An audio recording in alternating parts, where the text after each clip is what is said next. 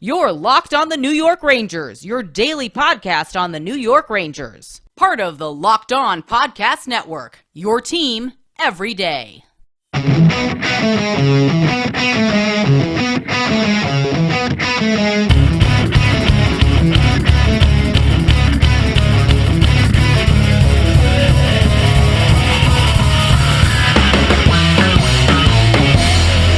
Welcome back, Blueshirts fans, to episode number 572 of the Locked On New York Rangers podcast. I'm your host, John Chick. Just wanted to thank you guys for making Locked On New York Rangers your first listen every day. We are free and available on all platforms. That song you are hearing right now is, of course, Leave the Lights On from our good friends in Passafire. You can check those guys out anywhere you get your music. And the Rangers, just a couple of minutes ago, in fact, claiming a 3-1 road victory against the New Jersey Devils, a team that beat them the last time the Rangers and Devils played each other, and just a really strong performance overall for the New York Rangers. I think this is one of those games where, if you're a Ranger fan, I think we all kind of collectively let out a little bit of a sigh of relief here, getting this win, because there were just a lot of little positives to take out of this game. It was just a very convincing, very complete win for the Rangers. There's a hockey cliche that gets thrown around quite a bit, and it's, playing a full 60. And to me, playing a full 60, we've talked about this, but it's been a while since I mentioned this.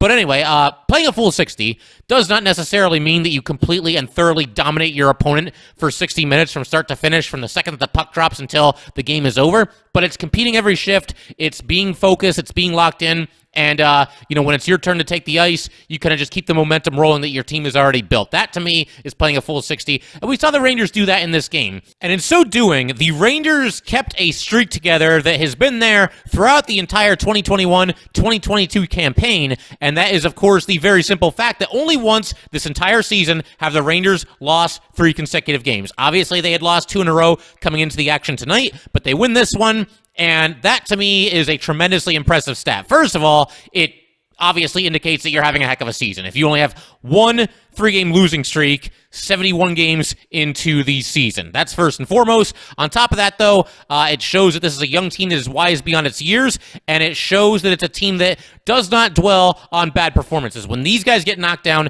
they get back up. And again, yeah, it's the Devils, but the Devils obviously have played the Rangers very tough this season, and this was another battle at times. But the Rangers, again, just a sound 60 minutes in New Jersey tonight.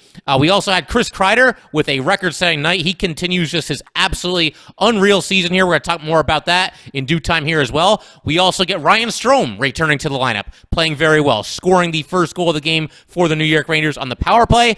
And it finally feels like we have a complete, bona fide, true blue second line on this New York Ranger team. We've talked about how there's been a little bit of a revolving door at that second line right wing spot, but now with Strome back in the lineup and obviously Copp having been acquired at the trade deadline, we can now roll out a nightly second line of Artemi, Panarin, Ryan Strome, and Andrew Copp. That is the best trio that the Rangers have been able to put together on the second line all season. I mean, maybe Kakko, but obviously he's been out of the equation for a long time. For a while, the Rangers were going with Panarin, Strome, and Kakko. We'll see how Kakko fits into the equation whenever he returns. But for right now, yeah, I'm really looking forward to seeing what this trio can do together. And they got just enough time to, really kind of build chemistry. Obviously, Andrew Copp's off to a heck of a start with the Rangers.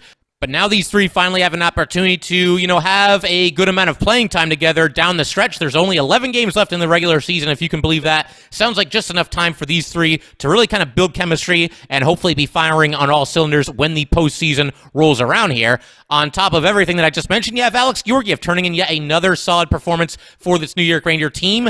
He now has 5 consecutive wins in his last 5 starts, and that was after a really rough stretch where, this guy couldn't give you even a decent game, much less a really strong game, which he had tonight. He stopped 20 of 21 shots. On top of that, you had the special teams units for the Rangers. They were really on point all night. The Rangers go 2 for 3 on the man advantage. Looked really dangerous with every opportunity that they got. And in fact, the only power play on which the Rangers did not score occurred with about 40 or 45 seconds left in the game. Somewhere around there, the Rangers drew a penalty against the Devils. They had a 3-1 lead at that point. And of course, at that point, you're not really worrying too much about scoring. You're basically just looking to grind down the clock, which is exactly what they did. So for all intents and purposes, the Rangers pretty much went 2 for 2 on the power play tonight. I know the record books will say otherwise, but the 2 power plays where they were actually looking to score a goal and came at pivotal points in the game, yeah, the Rangers converted on both of those. The Devils, meanwhile, went 0 for 2 on the penalty kill. And the Ranger penalty kill right now looks about as good as it has looked all season. You know, they went through a little bit of a slump for a while there. It looks like they're back to firing on all cylinders. There's just too many good penalty killers on this team for a slump like that to last for very long. And on top of that, they're creating just a ton of scoring opportunities while they're shorthanded. I mean, I almost am at the point where, you know, I'm kind of getting excited when the Rangers take a penalty because it feels like they get some momentum off of their strong penalty kills, and on top of that, they create some offense out of it. So, yeah, obviously you want to stay out of the box, but the Rangers are playing about as well as you can possibly play whenever they've been a man down in these past couple of games here. Very interesting game in the fact that there were only 38 total combined shots on goal. In fact, the Rangers had just 1 shot on goal in the second period, and they had just 3 shots on goal in the third period. Now, obviously, it would be nice to have more than 4 shots in 40 minutes, but by that same token, I think this says a lot about the Rangers. Try picturing this team even a year ago winning a game in which it produced just 4 shots on goal over the final 40 minutes. Very, very unlikely to happen. And again, I think that says a lot about where this Ranger team was a year ago as opposed to where they are right now. And just tightening everything up defensively. You know, we saw the Rangers give up so many breakaways, so many odd man rushes. There were too many turnovers, just too much sloppy play in their own zone, poor neutral zone play in the last game against the Flyers. I'm obviously not talking about tonight, but they cleaned all of that up in this game here tonight. They just played a much better defensively responsible game. I mentioned the fact that the Rangers only had 1 shot on goal in the second period. By that same token, the Devils only had 6 shots on goal and not very many scoring opportunities to speak of. And even in the third period, when the Devils were down by 2 goals for most of that period, the Rangers still permitted only 8 shots on goal. And Alex Georgiev, again, give him all the credit in the world for, you know, kind of turning everything around here recently. I think the bigger story of this game, though, was just overall team defense. Although I will say Alex Georgiev did make some really nice saves in the third period and obviously, you know, earned this win here, his 5th in a row, like we said. We got a lot of highlights to get to in just a second. We're just really scratching the surface here, so we'll get to all that in just a minute. But first, just want to let everybody know that today's episode of Locked On New York Rangers is brought to you by HelloFresh. With HelloFresh, you get farm fresh, pre-portioned ingredients and seasonal recipes delivered right to your doorstep. Skip trips to the grocery store and count on HelloFresh to make home cooking easy, fun, and affordable. That's why it's America's #1 meal kit. Get farm fresh, seasonal produce, and easy-to-make recipes delivered right to your door every week. Ingredients travel from the farm to your doorstep in under a week, so they always arrive fresh, all without a trip to the grocery store or farmer's market. The chefs at HelloFresh really know how to diversify the menu with seasonal recipes like salmon, limon, and pasta primavera. HelloFresh has saved me a crazy amount of time when it comes to preparing dinner, and it makes sure that I'm always ready to sit down and watch the Rangers whenever the puck drops.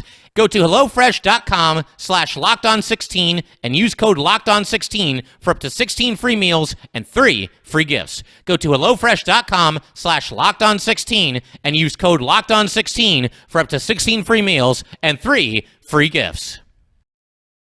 All right, just want to thank you guys for making Locked On New York Rangers your first listen every day. We are free and available on all platforms. All right, we got to talk about some of these Ranger lineup decisions coming into tonight. We already went over the fact that Ryan Strome was back. He missed a handful of games with an injury, and he was right back out there with Artemi Panarin and Andrew Copp. The top line also remains completely intact. Mika Zibanejad, centering Chris Kreider and Frank Vatrano. The third line also remains intact. This is what the Rangers have been rolling with recently. Philip Hedl, centering Alexis Lafreniere and Barclay Goodrow. And then the fourth line, Johnny Brodzinski centering Tyler Mott and Dryden Hunt. So Dryden Hunt back in after being a healthy scratch for the first time in a very, very long time for this New York Ranger team. As we've discussed, he's somebody that's kind of carved out a bigger role for himself than I think most people would have anticipated.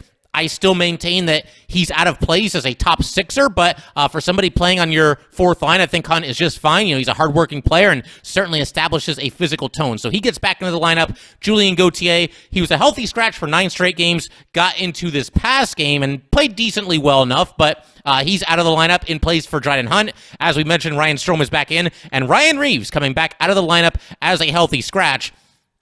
And this is something that could become, it could start happening a little bit more frequently because, as we've talked about, after all the moves that the Rangers made at the trade deadline, it's quite a bit more crowded at forward than it used to be on this Ranger team. And I also do wonder if Ryan Reaves is once again paying the price for an ill-advised penalty. In the last game, we saw him take a high sticking penalty. It was in the offensive zone. It wasn't really necessary at all.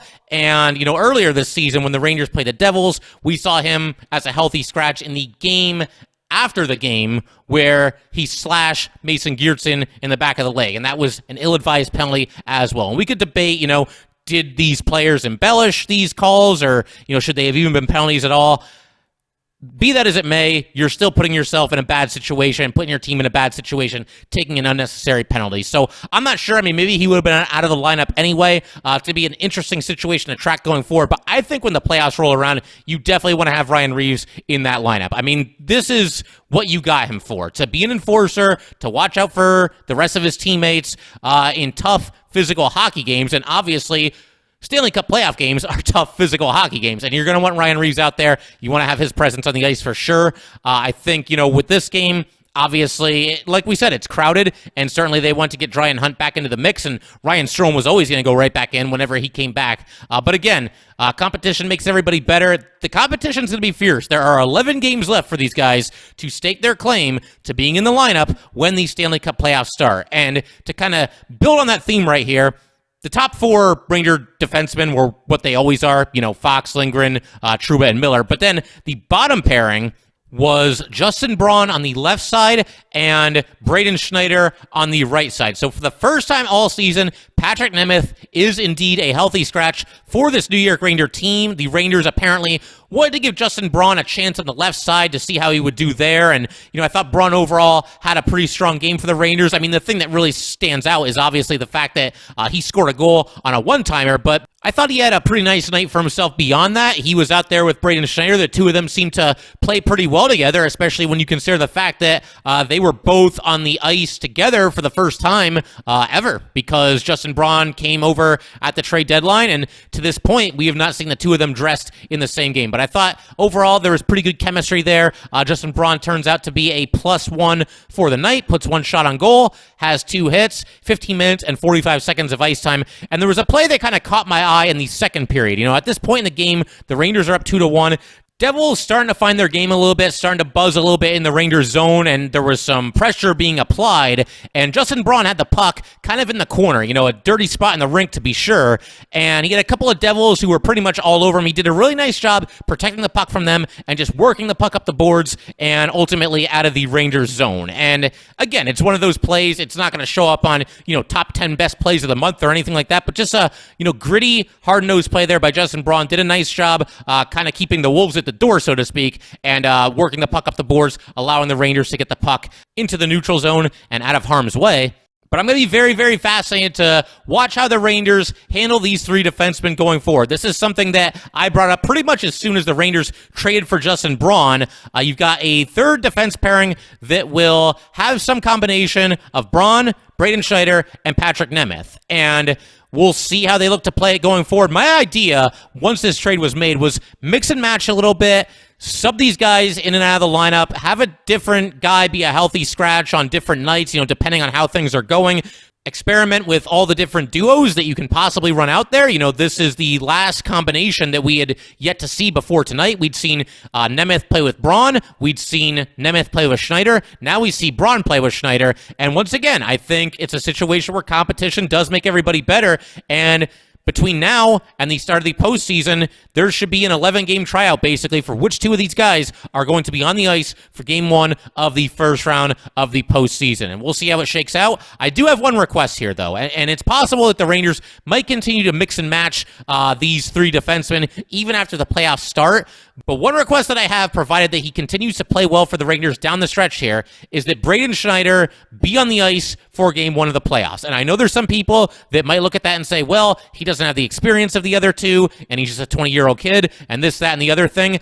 But if you're going to continue to go with this approach and kind of rotate these guys in and out of the lineup, then I want Braden Schneider out there when this playoff series starts. First of all, I'd like to see him get a chance to stake his claim to playing time. I think he's played well enough down the stretch for the Rangers, really ever since he's been called up, and that he's earned that. And on top of that, if you start the playoff series with Braun and Nemeth, I mean, you could do that, but then, imagine if you have to make a change, somewhere around like Game 3 or Game 4, and now you're putting Braden Schneider out there for his Stanley Cup playoff debut into the middle of a series that has already gotten underway. So he's already going to be, kind of behind the curve, so to speak, because these series, every Stanley Cup playoff series takes on an identity of its own, and to have a 20-year-old kid, I think you just want to get him out there right when it starts. I don't think you want to throw him into the mix once everybody's already kind of gotten a feel for how this series is going and what everything is like. There could be a situation where the Rangers are, down 2-1, up 2-1, whatever it might be.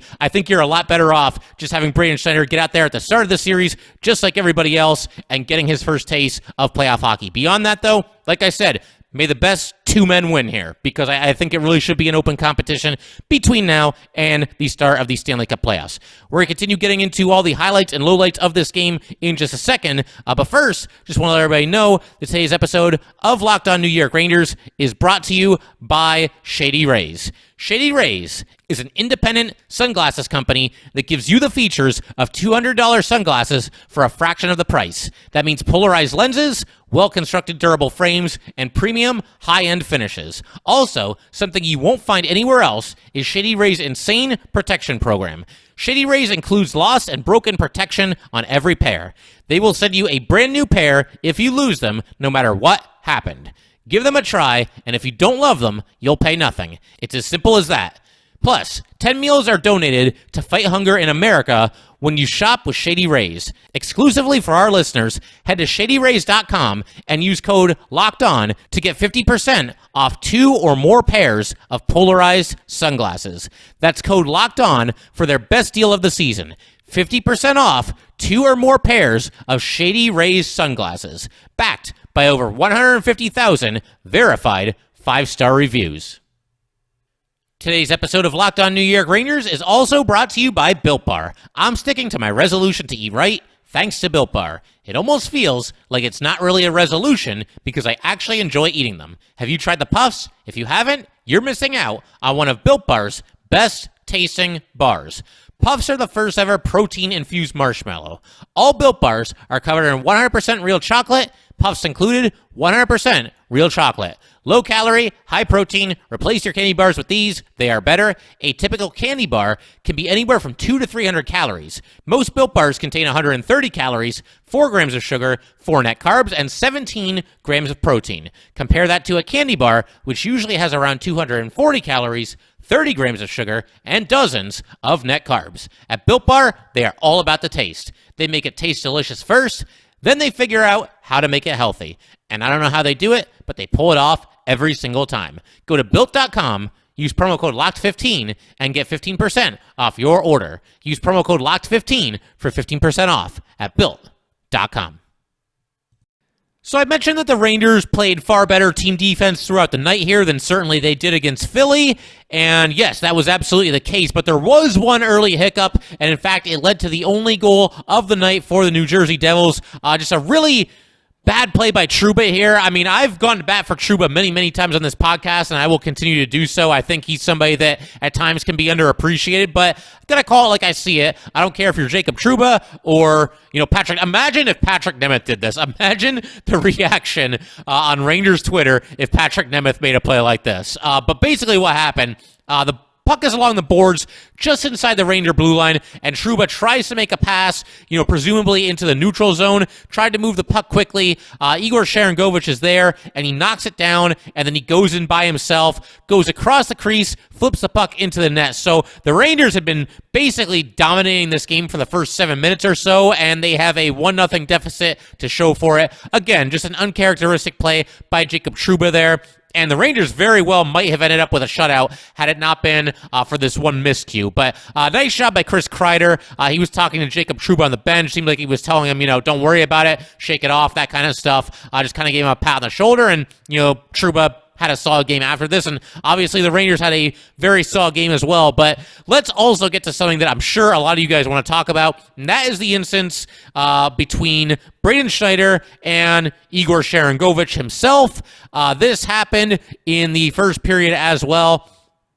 Basically, Devils are bringing the puck out of their zone into the neutral zone, and you have Braden Schneider laying a vicious but 100% crystal clean hit on his opponent. He went shoulder to chest, did not target the head, did not launch into him or anything like that, knocked his guy down flat on his back.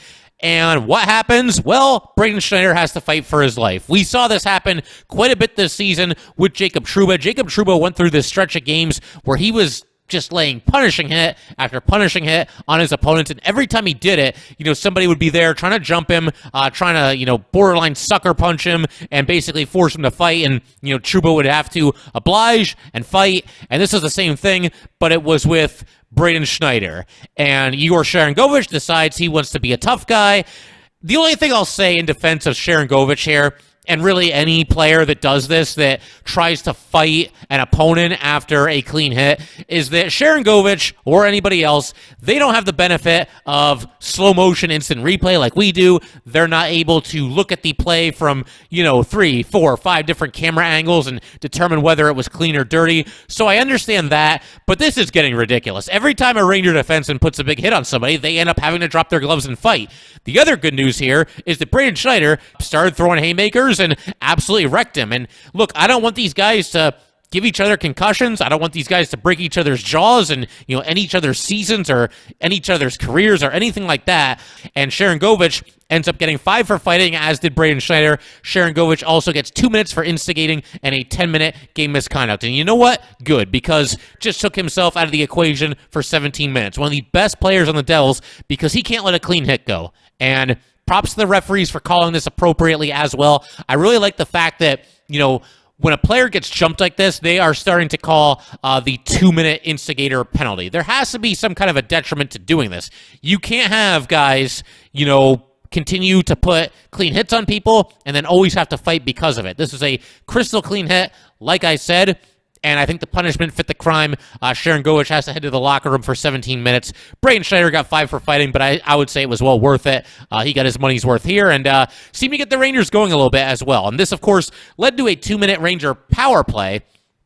And naturally, listen, you want your team to score every single time that they have the man advantage, but when you have a power play as the result of something like this, once again, Yegor Sharangovich jumping Braden Schneider for what was an absolutely clean hit, this is when you really want to make your opponent pay. And that's probably doubly true when you're up against a division rival such as the Devils. We've seen these games get chippy this season between the Rangers and the Devils. You really want to score here. You want to get your team rolling, tie this game up, and basically just, get rolling and never look back, which is what the Rangers did. Great puck movement here on the man advantage. You've got Adam Fox from the blue line passing across the ice to Artemi Panarin. Panarin passes in deep to Kreider along the goal line there, and then Kreider with a pass immediately right in front to Ryan Strome. Ryan Strome scores from the doorstep, and welcome back. Obviously great to see. Artemi Panarin, by the way, with this assist on this play, ties his career high in assists with 63. He set that mark 2 seasons ago, his first season with the New York Rangers, and very appropriate, I think, that he ties his career high in helpers by assisting his tag team partner there. Ryan Strome and Artemi Panarin have linked up for so many beautiful goals, and I realized it was Panarin to Kreider to Strome, but be that as it may, still very appropriate, once again, that Strome scores as Panarin ties his career high for assists. We go to a little bit later in the first period, and Alex Georgiev with one of his better stops of the night. He denies Jesper Braun on a rebound chance, and the Devils, just a couple of seconds after this, take an ill-advised offensive zone penalty. And this goes back to what I just talked about.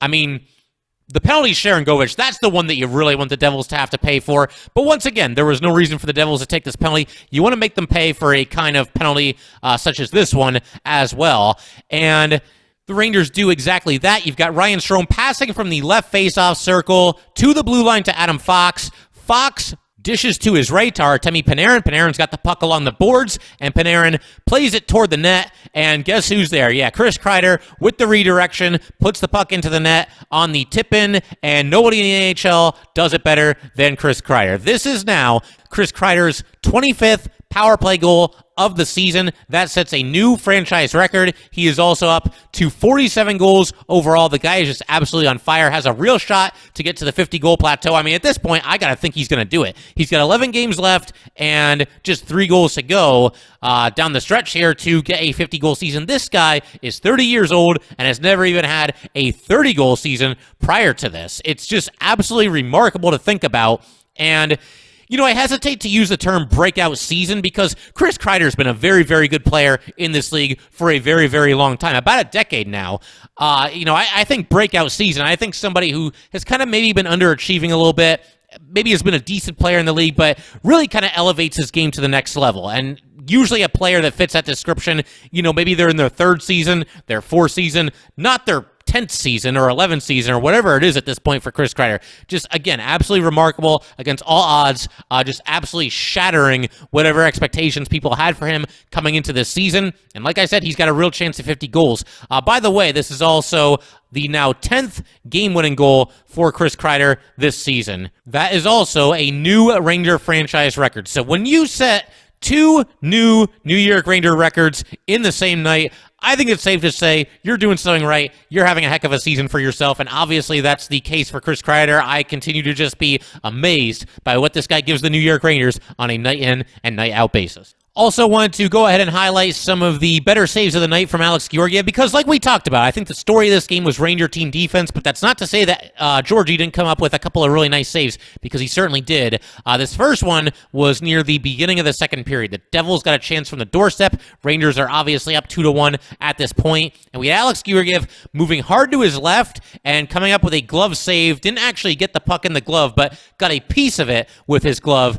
And it's funny because he was moving to the left, and yet he kind of got the puck with the inside portion of his glove. So he almost went too far, but he did a great job quickly moving to his left. And like I said, getting a piece of it, keeping it out of the net. Then in the third period, a really nice sliding save in the first minute. Once again, the Rangers are only up 2-1 at this point, but he does a great job sliding to his left to deny a one-time attempt by the Devils, keep the Rangers in the lead. And then this one happened with the Rangers holding a 3-1 lead in the third period. The Devils were getting a little bit of a push, getting some pressure, and Georgiev made a really nice save, moved up in his crease. I couldn't really tell if it was either a pad save or if he got it with his blocker, but either way, one of his absolute best saves of the night. And again, quality over quantity. Georgiev comes up with 20 saves on 21 shots and again wins his 5th consecutive game. And this is somebody that couldn't buy a win as recently as about a month ago, maybe a little bit more than that at this point, but really nice night for Alex Georgiev. And, I mentioned that by this point in the game, this last save that I just described, the Rangers had a 3-1 lead. So let's back up just a second, go back to the Rangers' 3rd goal of this game. The puck is dumped into the attacking zone. You've got Artemi Panarin going in hard on the forecheck, and it plays the puck along the boards behind the Devils' net to Andrew Copp. Copp's got pressure on him as well, but he's able to move the puck up the boards to the right point to Braden Schneider. Then Schneider dishes across the ice to Justin Braun. Braun winds back and tattoos a slap shot, and it goes into the net. I'm not going to lie here. I actually felt like a goal was coming on this play. When the puck got over to Justin Braun, I had a weird feeling that the Rangers were about to score. I thought it was going to come as a result of a deflection because when you watch this play, you see Braun take the shot, Ryan Strome's in front of the net, and Andrew Copp is there as well. I thought one of them was going to redirect it into the twine. They were both there, but neither one of them got a piece of it. Braun just beat Dawes clean, got it over his glove. Dawes got a little piece of it with his glove, but not enough to keep it from going in, and the Rangers get some much-needed breathing room about 4 minutes into the final stanza there, and they took care of business down the stretch, and like I said, really did not permit a lot of scoring opportunities for this New Jersey Devil team. They run out the clock, and they win this game 3-1. Like I said, a get-right game for the New York Rangers, a game that I think will allow a lot of Ranger fans to just collectively exhale, and okay, we got back to basics here. We tightened everything up a little bit, certainly defensively. We had good goalie play. We had great special teams play. We had Justin Braun scoring a goal. I mean, you're not going to get that every game. That was his 6th goal of the season, his first as a New York Ranger. And again, just contributions up and down the lineup. Everybody kind of chipped in a little bit in this one, and a rock-solid win in New Jersey against the Devils, and that leads them into their 4th and final regular season matchup against the Pittsburgh Penguins. Now, we've been saying all along on this podcast that it feels like the Rangers and Penguins are kind of on a collision course, and if you had to ask me who I think the Rangers are going to end up playing in the first round, I would say, yeah, it probably will be the Penguins. I think they'll finish in second or third place. But it is worth pointing out, the Canes lost their second straight game tonight, and they have won just 4 of their last 10 games overall. And with that, the Canes currently have 98 points. The Rangers are right behind them with 96 points. The Penguins are behind the Rangers with 92 points. The Caps are behind them with 84 points. And then you've got the Islanders with 73 points. So the Rangers are within striking distance of the Carolina Hurricanes and of the Metropolitan Division title. Now, it's worth also pointing out the Rangers are 2 points behind the Canes, but they also have played one more game than the Canes have. So we'll see. Again, though, they're within striking distance, and maybe they end up jumping them, and we get Rangers Caps in the first round. We'll see what happens. It's going to be a fun finish either way, and we'll see who the Rangers end up playing, and hopefully everybody's enjoying this. I really hope that everybody's enjoying this season for the New York Rangers. They're obviously having a great year, and it's really, really nice knowing. I realize the Rangers haven't officially clinched yet, but barring some kind of just complete insanity down the stretch here, the Rangers are going to be in the playoffs. I picked the Rangers to make the playoffs this year for the first time in the history of Locked On New York Rangers. I said that it would be kind of a photo finish, but that they would get in. It's not going to be a photo finish. Hopefully everybody can just enjoy the fact that this Ranger team is going to the playoffs, and enjoy the fact that they don't really have to sweat it out as far as, actually making the playoffs. Playoff positioning, yes, we'll see where they end up, but at least we all know, once again, with 11 games left here, the Rangers are certainly going to be a playoff team. But that will do it for today, guys. Once again, if you'd like to get in touch with this podcast, please send an email to lockedonnyrangers@gmail.com. Once again, that is lockedonnyrangers@gmail.com, and definitely give us a follow on Twitter as well, @LO_NY_Rangers. Once again, that is @LO_NY_Rangers. Thanks again, guys. I'll see you next time. Thanks for making Locked On New York Rangers your first listen every day. In our next episode, we're going to do a special preview crossover edition with Hunter Hodes of Locked On Pittsburgh Penguins. Now make your second listen Locked On Fantasy Hockey. Hosts Steele Rodine and Flip Livingston help you become the expert of your fantasy league. It is free and available wherever you get your podcasts.